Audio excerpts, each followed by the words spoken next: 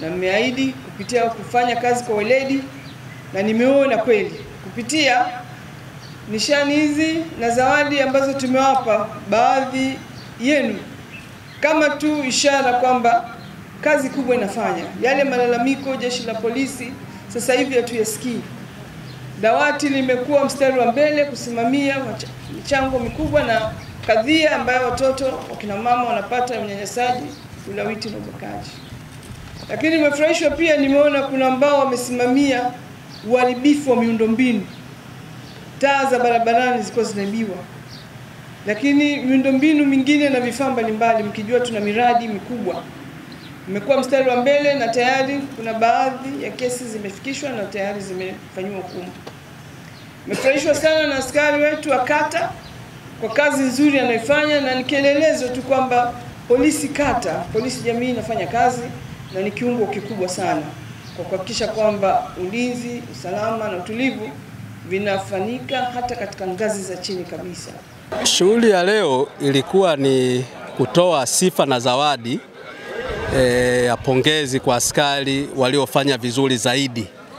Maana tunasema vizuri zaidi kwa maana kwamba askari wengi wamefanya vizuri, lakini hawa wamefanya vizuri zaidi kupita wengine.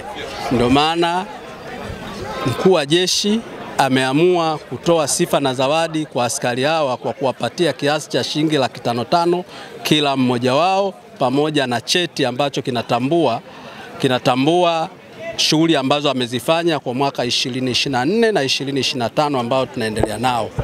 Hii imekuwa ni taratibu ya kila mwaka kuwatambua askari wanaofanya vizuri zaidi. Na hii ni kuatia motisha askari ili waendelee kufanya vizuri zaidi. Kwa sababu sisi kwetu jeshi la polisi tuna kitu tunachoitwa carrot and stick. Kwa wale wanaofanya vizuri zaidi wanapongezwa. Kwa wale wanaokwenda kinyume cha utaratibu wa jeshi la polisi na mwenendo mwema wa jeshi la polisi wanaadhibiwa. Kwa hiyo kuna wanaoadhibiwa na kuna wanaopata zawadi. Lakini leo ndio ilikuwa ni siku ya wale ambao wamepata zawadi ili kuweza kutambua mchango wao na kufanya wale wengine ambao kupata zawadi ili waongeze bidii zaidi ili mwakani na wao wawe sehemu ya kupata zawadi. Leo ni askari 8 ambao wamepata hiyo zawadi ya fedha taslim pamoja na vyeti vya kutambua mchango wao. Hali ya ulinzi na usalama mkoa wa Tanga inaendelea vizuri. Maeneo yote kwa taarifa ambazo tulizonazo yanaendelea vizuri, watu wameendelea kufanya shughuli zao bila kuwa na hofu yoyote. Na hii yote kutokana na ushirikiano ambao tunaupata kutoka kwa wananchi. Wananchi wa Tanga wengi sana wamekuwa wastaarabu na wamekuwa wanafuata sheria bila kushurutishwa. Na hii imeturahisishia sisi kama jeshi la polisi kufanya kazi zetu na kutimiza majukumu yetu kwa mujibu wa sheria za nchi.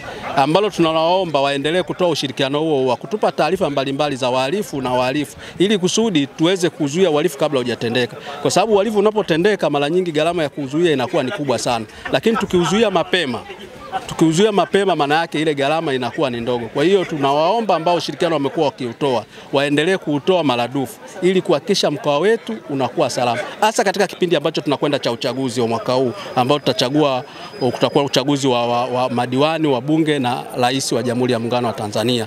Kwa hiyo kipindi hiki bado tunawataka wananchi wao watulivu kufuata sheria zote ambazo zitatolewa na Tume Huru ya Uchaguzi, kuhakikisha wanazifuata, kwa sababu hatusemi katika kipindi hiki kwamba ndio kipindi cha watu kufanya makosa. Kipindi hiki bado kunatakiwa kuendelea kulinda amani ya nchi yetu, kulinda amani ya mkoa wetu, kwa sababu sheria zipo, zimewekwa na zote zinatuongoza kuhakikisha amani inaendelea kutamalaki.